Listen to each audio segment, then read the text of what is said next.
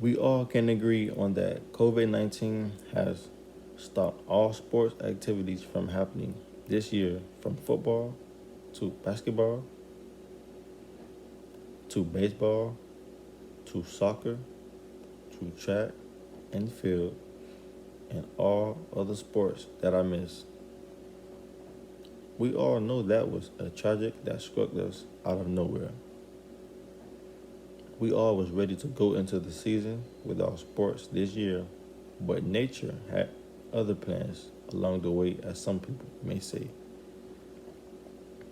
The world was all at risk and most of the countries was put on hold.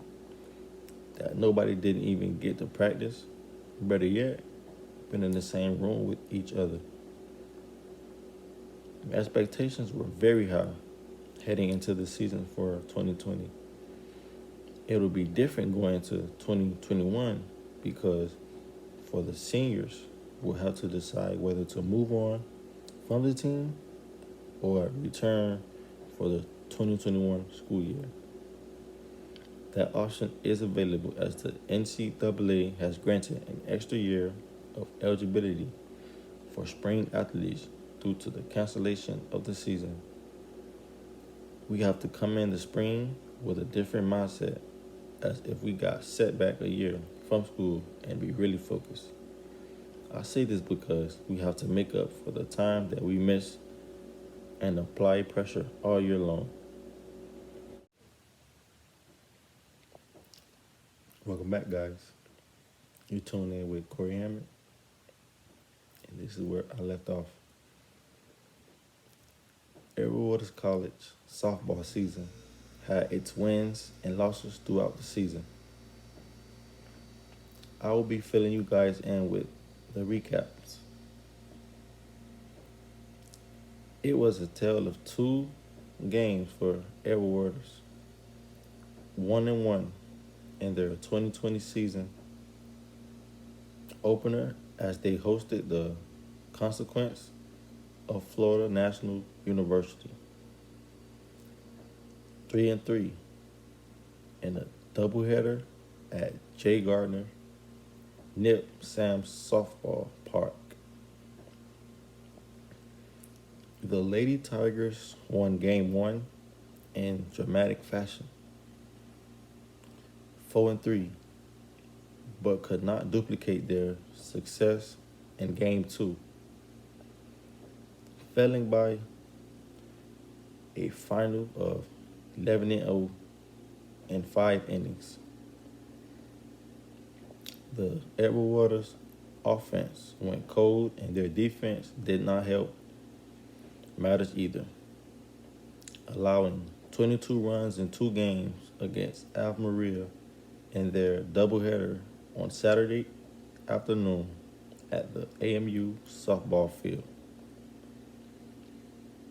The Lady Tigers fell 8-0 in Game 1 and 14-1 in Game 2 in Southwest Florida after knocking off Montreal in their first action of the Fort Valley State Round Robin Tournament on Friday. Edward Waters was able to split the final day of their action at the Lady Wildcat Softball Complex on Saturday.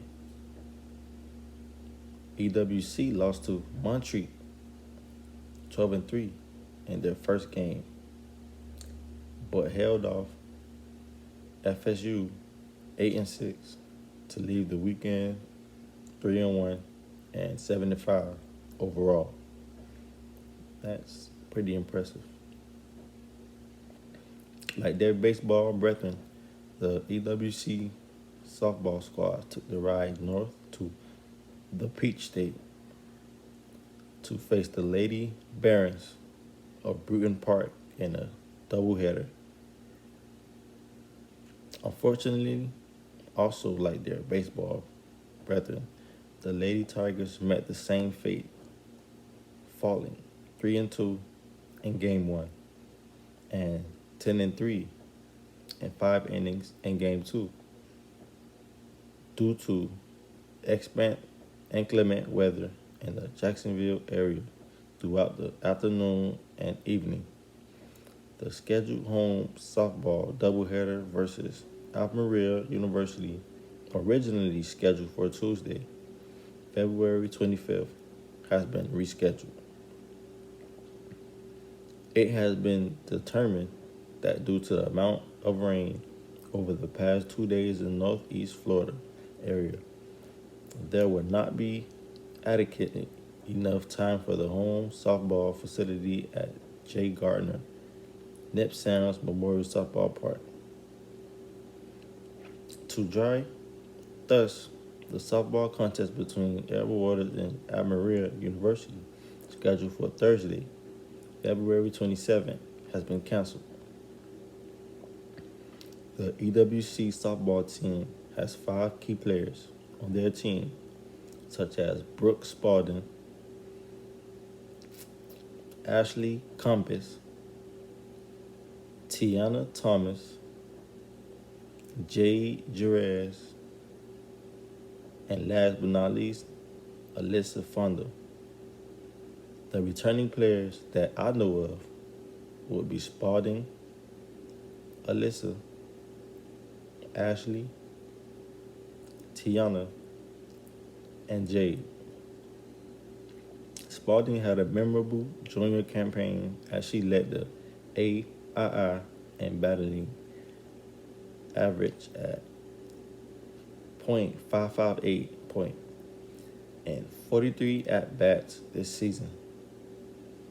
The Wiki Wachi Florida native recorded 24 hits, 19 runs, 8 RBLS, and 1 home run, while also adding a team high 7 stolen bases to her tally.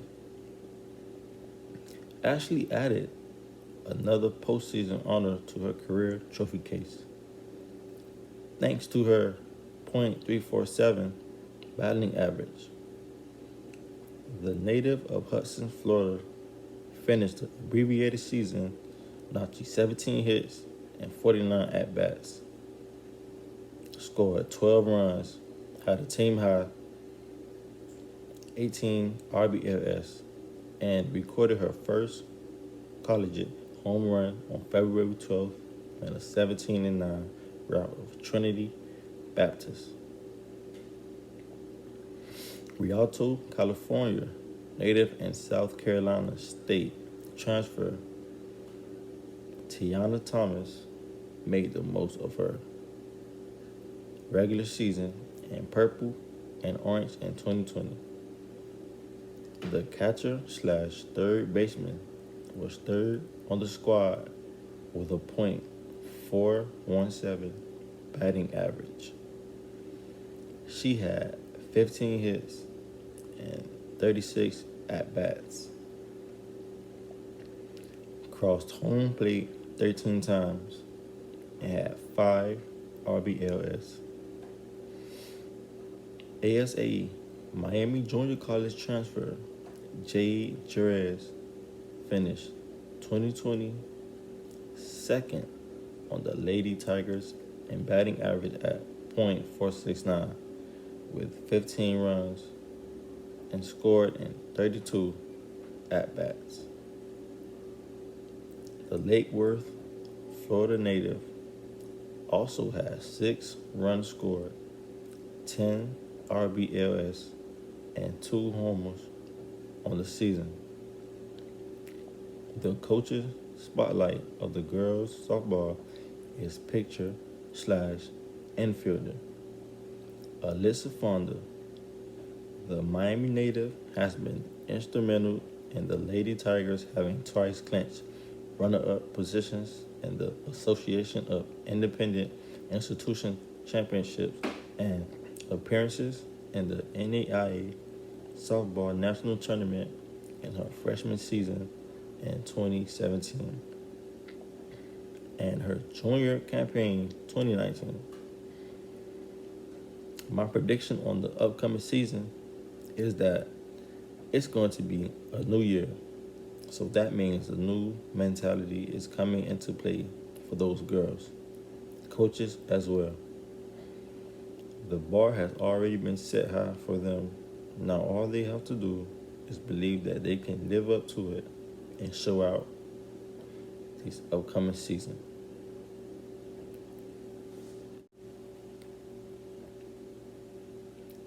Now, that last segment was about EWC softball. This segment will be about EWC baseball. The men's Edward Waters College has taken some pretty tough losses and wins as well. I will be filling you guys in with the recaps. They opened up the season with a home win. An overcast afternoon could not dampen the resolve of motivated Edward Waters Baseball Club as they were able to take a 5-3 victory over Bluefield in the 2020 season opener at the newly renovated James P. Small Memorial Baseball Park. After dropping both games of Saturday's doubleheaders, Edward Waters, 2-2, was able to get off of the mat in a huge way on Sunday against Bluefield, which is 2-2. Taking the final game of their 4-game season opening series, 11-1, in 7 innings at James P. Small Memorial Baseball Park to salvage a split of the series because, both series are tied up. Edward Waters allowed double-digit runs in both of games of their series, opening doubleheaders to Kaiser, falling 11-3 in Game 1 and 13-7 in Game 2 on Friday afternoon at Sylvester Field. They wrapped up their 4-game road series against Kaiser University on Saturday afternoon at Sylvester Field also.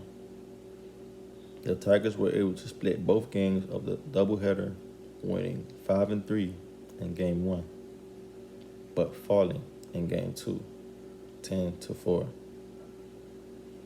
The man's pitching gave up 7 total home runs over 2 games in their home doubleheader against number 4 Southeastern on Tuesday afternoon at James P. Small Park. Those proved to be the major downfall for the Tigers as they dropped both games, 7-2 in Game 1 and 13-5 in Game 2.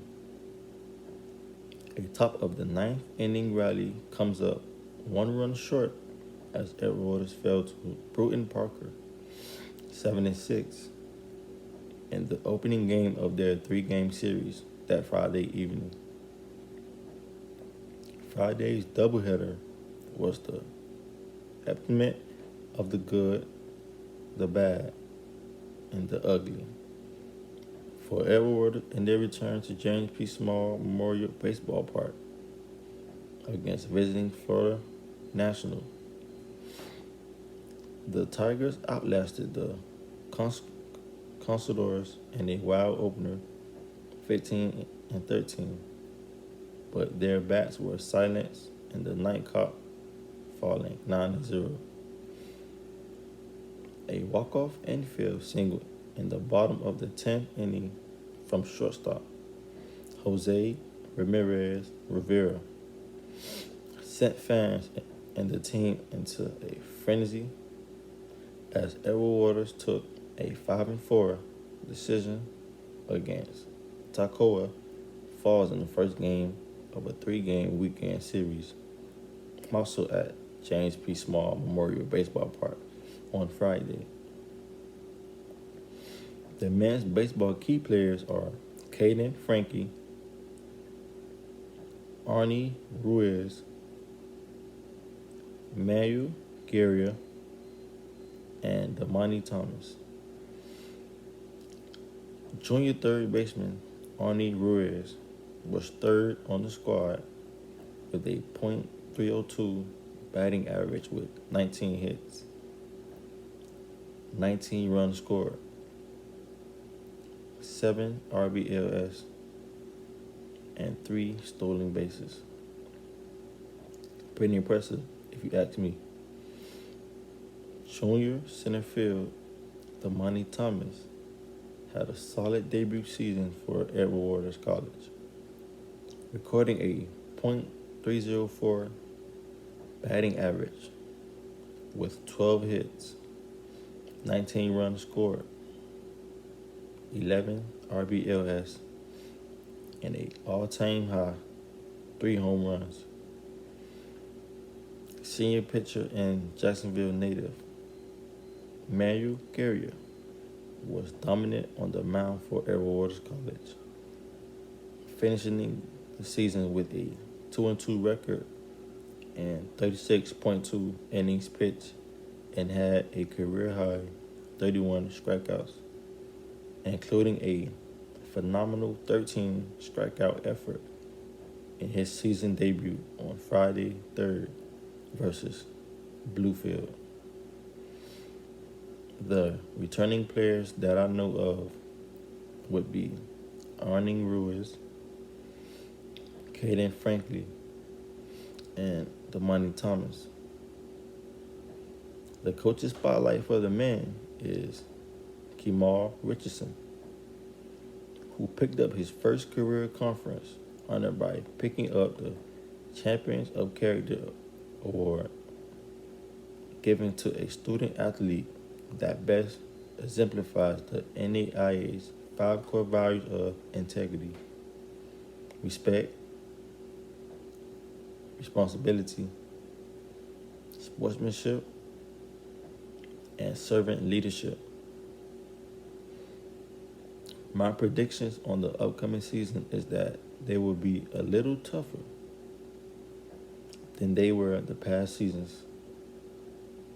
If they stick to commitment through the whole year, they will make it all the way to the playoffs, to nationals, and even further than that.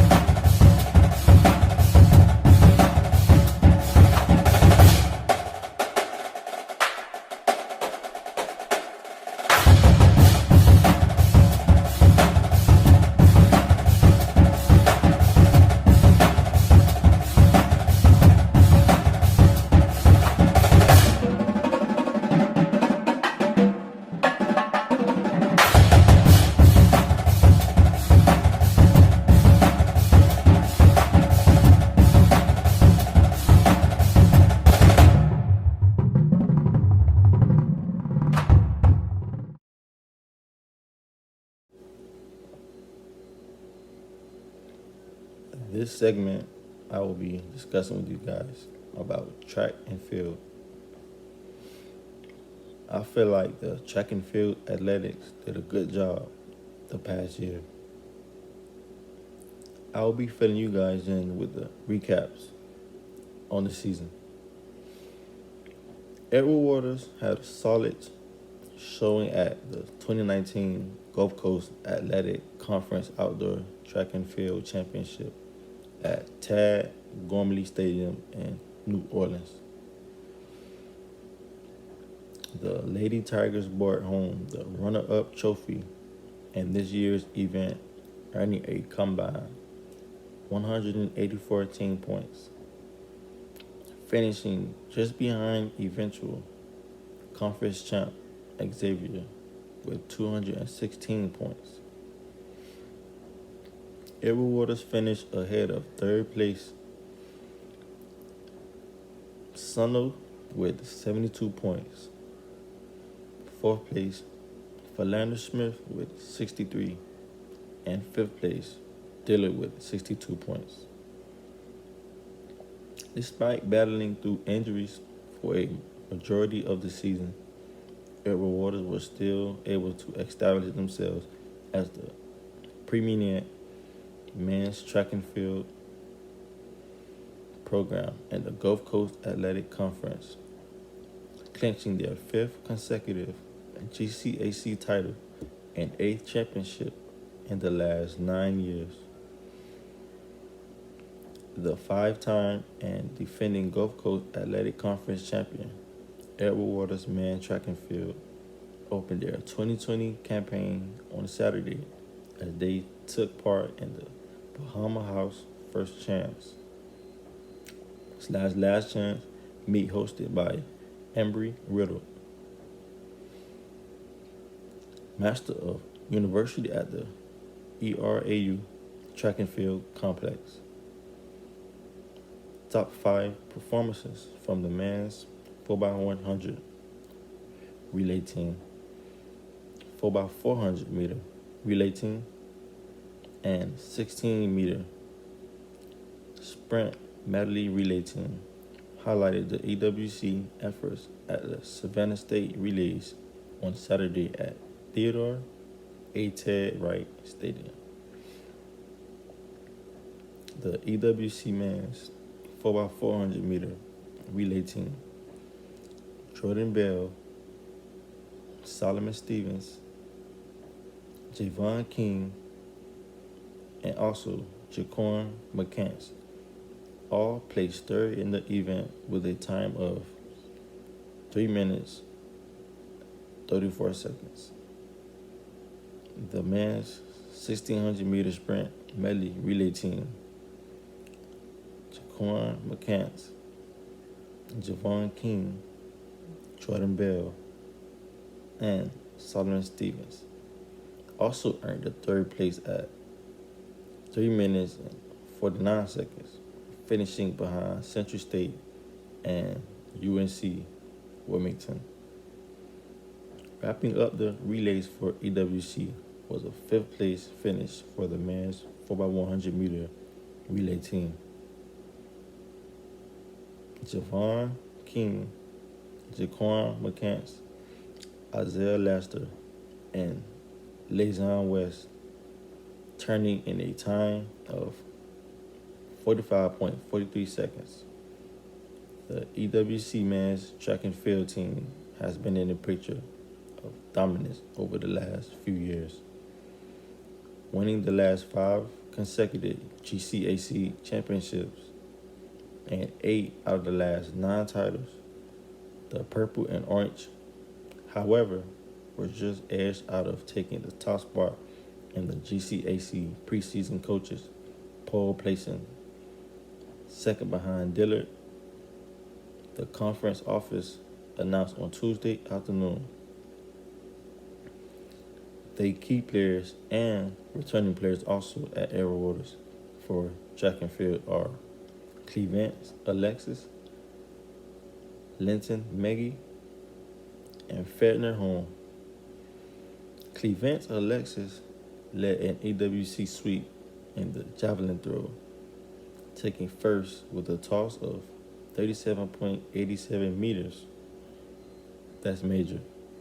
While Jerron Williams, Antoine Brown, and Gerald Edwards rounded things out for EWC in the event. Linton Maggie repeated as GCAC champ in the hammer throw with a personal best throw of 42.72 meters. Fedner Petit Holm also led an event sweep in the discus with a toss of 42.91 meters. As Clevant Alexis and Linton Maggie took home silver and bronze for EWC as well in the event. The coach's spotlight for track and field is Jamal Bowie, a 3-time GCAC championship member of the men's track and field team and reigning Mr. Edward Waters College 2019 through 2020 season.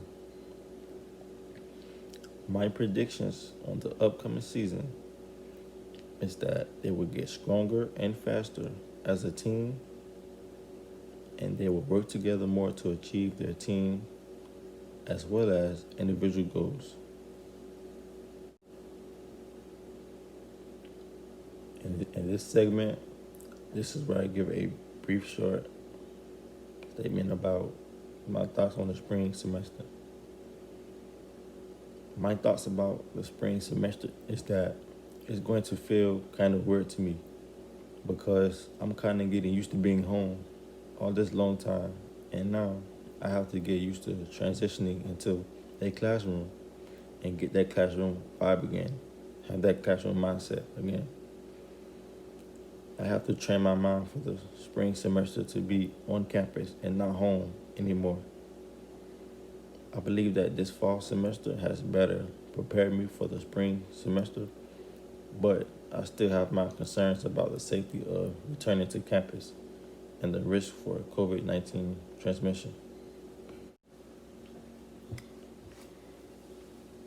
In this segment, I would like to take the time out to dedicate this video to my mom. Thank you for the hours that you spend in the car driving to practices and competitions. Thank you for washing loads of disgustingly sweaty laundry. Thank you for giving up your evenings and weekends. Thank you for giving up time that you could have used for your own interests in your own life. Thank you for spending your hard-earned money on my athlete dreams. Thank you for loving me, whether we won or we lost. Thank you for managing schedules so that I will always be where I need to be. Thank you for being brave in the face of injuries and setbacks that I might have. Thank you for understanding that practices might come before family vacations. Thank you for your patience when practice runs long. Thank you for showing up to competitions even when you are too nervous to actually watch me play. Thank you for your encouraging me to keep going when they need to be extra push, when I need the extra push. Thank you for the hours you have inevitably spent wondering what path is best for me. Thank you for trusting me, my coaches, and my teammates around me. Thank you for your caring, the happiness that you bring to me, and for my whereabouts. Thank you for believing in me, and ultimately, thank you for your constant support. As I've gotten older, you've always been there to offer encouragement, advice, and good wishes. It has helped mold me into the athlete and student I am today. This time, I want to turn the tables and do the same for you, especially since this is my senior year and likely to be my last time playing organized sports. There have been times before, during, or after games when you said or done something that has annoyed me. I realize you meant no harm, but I want to spell things out for you so the memories we take from this last year will be good ones. My final season has just begun. I hope the character I reveal makes you proud of me. I hope that I, too, can be proud of you. Now, I have to go. Here's to a great season. Love, your child.